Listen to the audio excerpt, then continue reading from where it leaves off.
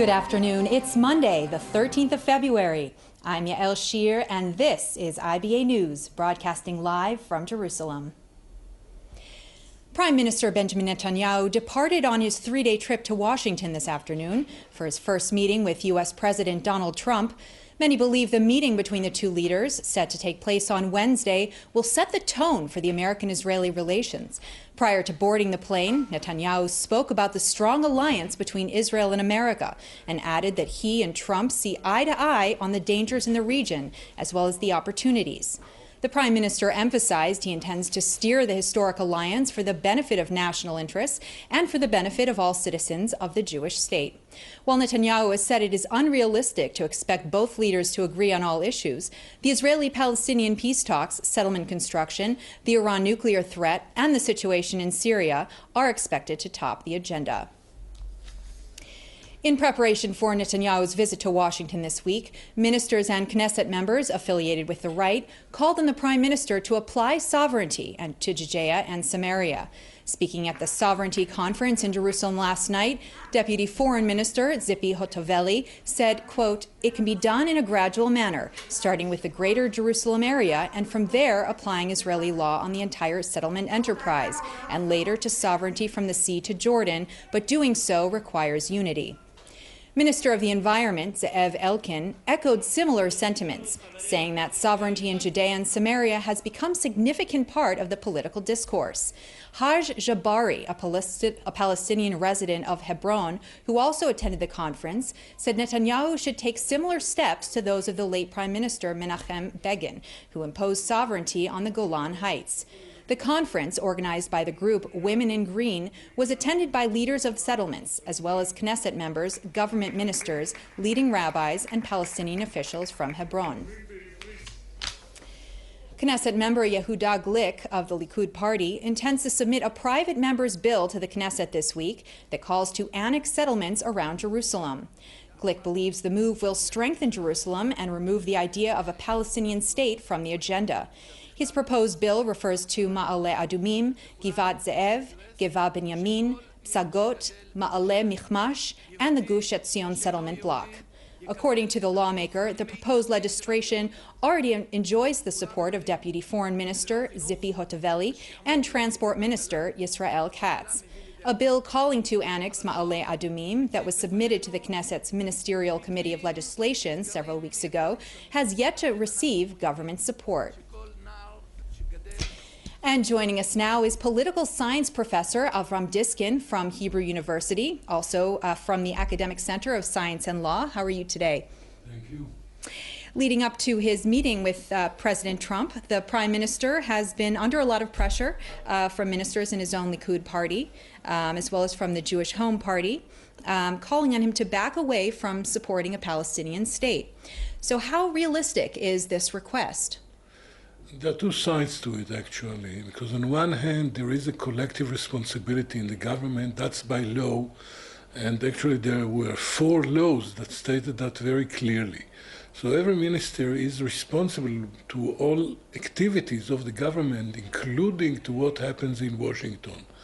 On the other hand, I'm not so sure that it was done because of the collective responsibility, and I'm not so sure that it's wise to talk such issues just hours before that very, very crucial meeting. I'm sure that the future of the settlements will be discussed. I'm not sure the results are going to be those that the Jewish home leaders expect. But definitely it's a new administration, by far more pro-Israeli than we had before. And I think that given the past, given the experience that we have, we can rely on the Prime Minister to get the best possible results. And we'll have to wait and see what happens. Great. So the Minister of Public Security, Gilad Erdan, just declared at a conference today, actually, that, quote, the Palestinians should be made to pay a price for failing to reach an agreement with Israel. How attainable is this statement? Well, the whole world looks at Israel and the settlers and the settlements, etc., as responsible for the freeze in the talks with the Palestinians. But in fact, it's not like that. In fact, the Palestinians just refuse to talk forget about any kind of preconditions, which are not really on the table. They refuse to talk. They believe that they can get whatever they want just by pressuring Israel. And I think that those who support the two-state solution should make very heavy pressure on the Palestinians. Let me just remind that Netanyahu, after he was elected in 2009, not only was the first Likud member to declare his support of the two-state solution, but also freezed the constructions in the settlements for 10 months, which didn't bring any progress. I think this seems to be understood by the present administration in the United States. And I think that it's only obvious that when you have negotiations, and if you want to reach any kind of an agreement, both sides should be flexible and as generous as possible. We didn't see that on the Palestinian side. Some claim that we didn't see that on the Israeli side, but definitely I think everybody agrees, including, for instance, the most critical Israeli politicians, that no real step was made, even by Abu Mazen, who is relatively quite a moderate Palestinian leader, not to talk about more extreme people. Great. Several cabinet members are demanding that Netanyahu take a more hawkish and extreme stance.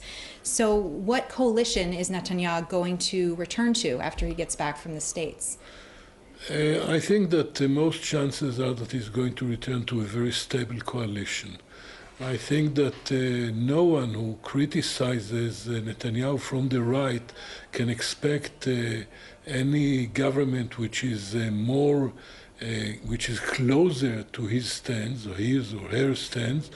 And because of that, I believe that the government should remain quite stable, given the alternatives to different parties. Even if some parties do have electoral expectations, such as the Jewish Home, according to the public opinion polls, after all, the more interesting issue is what government you are going to have. And I think that the present government should satisfy all the partners, and it looks that way. We always have surprises. We have the personal investigations against Netanyahu. We have personal rebels in Likud itself. But given what we know, I don't expect any earthquake once Netanyahu returns from Washington. Good to hear. And our last question, the UN chief is considering Tzipi Livni for the post of Undersecretary General. How significant is this move? First of all, let us wait and see what happens. And there are all kinds of rumors that she initiated it, or that there were already talks with the Secretary General of the United Nations. But we all know that Israel is not does not enjoy, support in the UN. It's very critical of Israel, and never an Israeli figure, any leader of Israel, got any substantial position in the UN. It's not that substantial, after all, because we're not talking about deputy, but under-secretary or something like that, and there are a few dozens of those. But from, I would say, it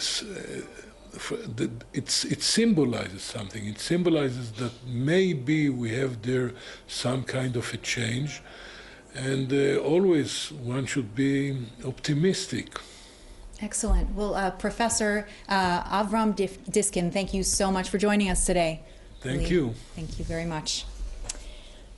Back to our headlines. A former Palestinian security prisoner who was released in the 2011 Gilad Shalit prisoner swap has been named by Hamas as the next leader in the Gaza Strip. A 55-year-old Yahya Sinwar will replace outgoing Hamas Prime Minister Ismail Haniyeh. Sinwar served 22 years in an Israeli prison for his involvement in terrorism.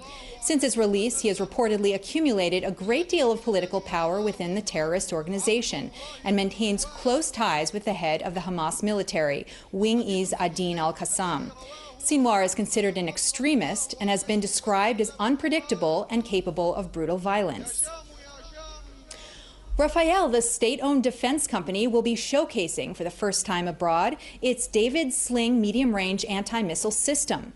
The Aero India Air and Space Exhibition is the largest in the Far East, and Rafael hopes to make big sales, as we see in this report from IBA's Arias O'Sullivan.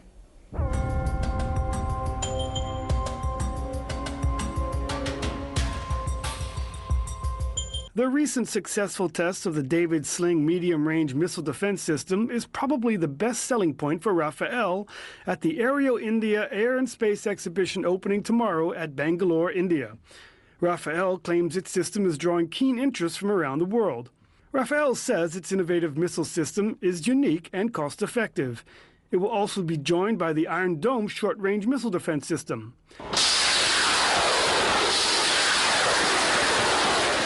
Rafael sees India and South Korea as highly potential clients to purchase these systems since both face significant missile threats. Another weapon system being showcased by Rafael is the Trophy Tank Defense Suite. The Trophy, an anti-tank rocket interceptor, is the only combat-proven defense system for armored vehicles. It proved successful during the 2014 Operation Protective Edge. Since then, the IDF has ordered hundreds of Trophy systems, and it's for sale too. Another item Rafael is pushing is its reconnaissance and intelligence collection systems developed especially for Russian-made MiGs and Sukhoi jets in the Indian Air Force. The action begins when our fighters are identified by an enemy formation that launches its missiles at maximum range. For Rafael, this is a tricky business since the R&D were mainly for U.S.-made jets in the Israeli Air Force. But business is business. Ariel O'Sullivan for IBA News. In an unprecedented ruling, an Israeli court has ordered the company Haifa Chemicals to shut down Israel's largest ammonia tank, which is located in Haifa's northern port.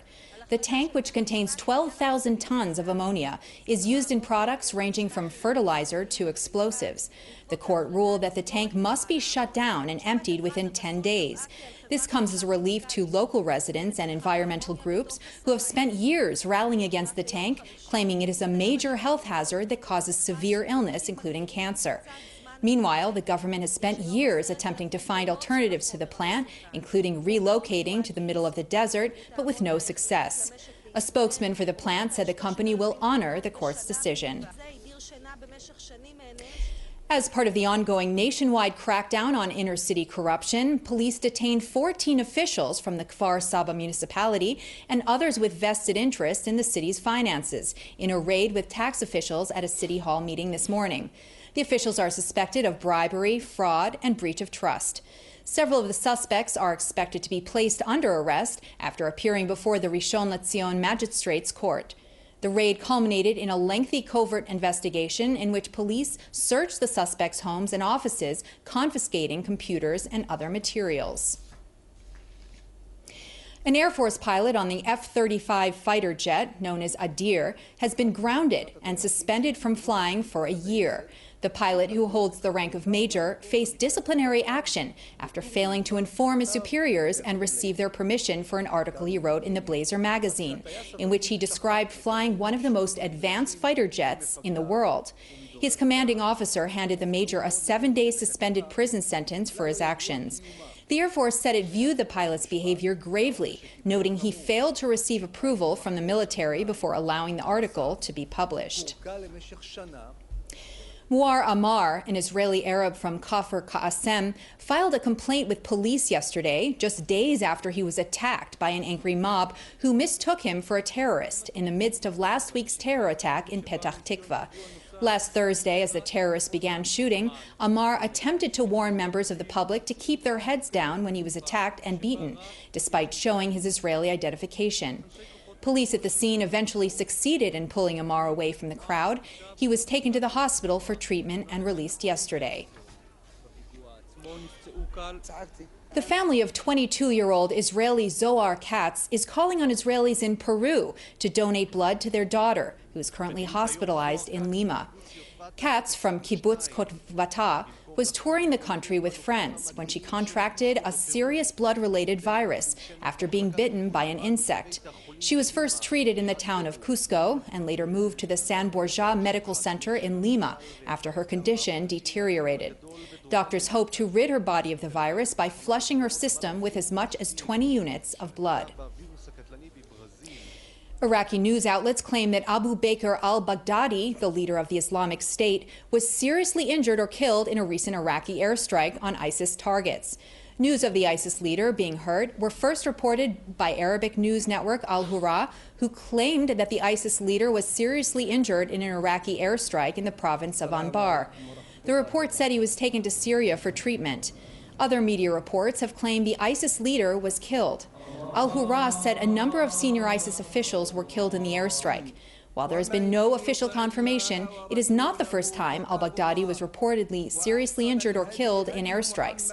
Last year, he was forced to issue a recorded message as proof that he was still the leader of the Islamic State.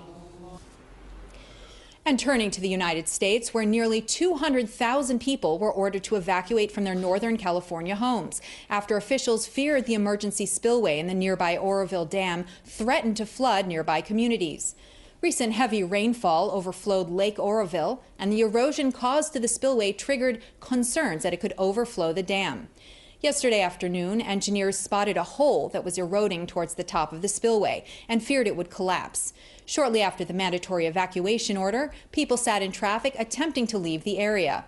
Officials said there were plans to try and plug the hole by using helicopters to drop rocks. The dam, which is the nation's tallest, fortunately remains intact. Around 1,600 guests, including 60 Knesset members and government ministers from across the political spectrum, attended the wedding of Likud Party Knesset member and renowned bad boy Oren Hazan, who married 26-year-old Rinat Katkowski after a one-month engagement. The wedding took place at the Doria Event Hall near Ashkelon last night. Some of the guests included Minister of Culture Miri Regev, Energy Minister Yuval Steinitz, and former Minister Gideon Saar.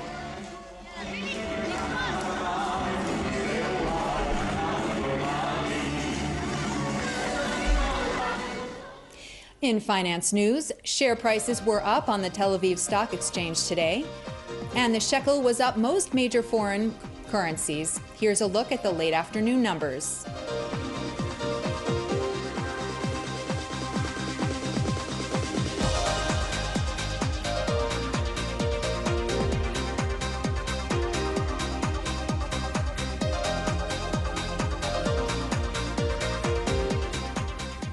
The IBA weather team says there will be continued cool temperatures tonight with frequent showers.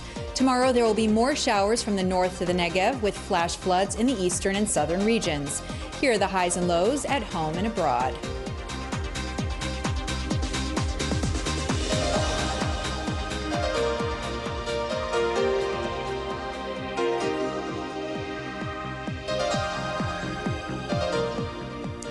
That's all for this newscast. We'll be back here tomorrow, same time, same channel. Until then, I'm Yael Shir, wishing you a good evening and shalom from Jerusalem.